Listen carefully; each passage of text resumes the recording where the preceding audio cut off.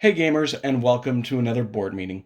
Today I'm going to be teaching you the 2 to 4 player Alice in Wonderland themed card game Hats. Hats was designed by Gabriel Bubola and produced by Thundergriff Games.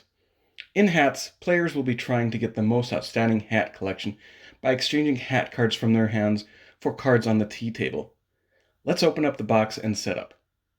Inside of here we have our rulebook, then the tea table.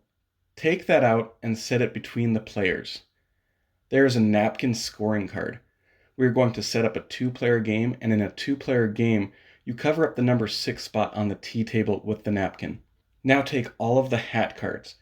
There are 7 different suit colors, and there is a 1 through 6 in each suit. For a 2-player game, we remove all the hat cards of 2 different colors. Shuffle the rest of the hat cards to form a deck. Then draw cards to place onto the 5 spots of the tea table board. In a 3 or 4 player game, you would use the 6th spot as well. Set aside the non-edible but visually delicious chocolate chip cookie and the marker. Determine a start player, and then the start player deals 9 cards to each player. These cards are kept secret, but I will keep these cards face up for you. Each player takes their turn by doing one of the 2 actions available. The first action is they can exchange hat cards from their hand with a card on the tea table. There are 2 rules to follow, though, when exchanging cards. 1. Both the played card and the exchanged card are the same color. Or 2. The number on the played card is higher than the number being exchanged on the tea table.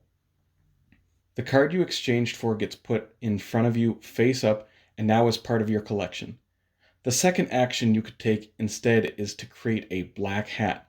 To create a black hat, take a single card from your hand and put it in front of you face down, showing the black hat side of the card. There is also an optional free action a player can choose to do any time during their turn, and that is they may discard a single card from their hand and draw a new card from the draw deck. After a player has done their action, it goes to the next player in clockwise order, and this will keep going until the end of the game. The game ends after all players have played 8 cards, leaving 1 card in their hand, which is referred to as their favorite hat. Leave this card to the side for now, and it is not considered to be part of your collection. If there are 2 or more hat card types of the same color on the tea table, find the hat card of the color with the lowest position and keep it face up while turning over all other cards of that color on the tea table. Now we can flip over the napkin to help us keep score in the 3 categories. First, there is each player's hat collection. Players earn points for the hats in their collection based on the position of the color types on the tea table. Since there is a purple card in position 1, all purple cards in a player's collection are worth 1 point.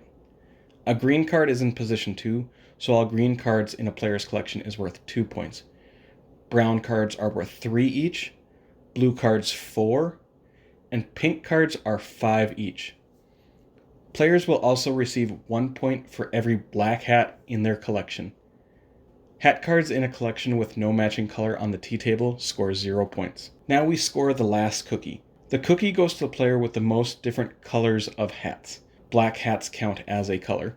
If there is a tie, the cookie goes to the player with the lowest card in their collection. The player who gets the last cookie gets 5 points. Finally, we score each player's favorite hat.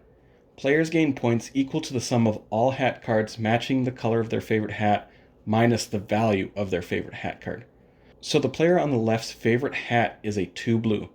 They have 7 total points worth of blue cards minus the 2 blue favorite hat, so they score 5 points. Where the player on the right really did well, scoring 13 total points for their favorite hat.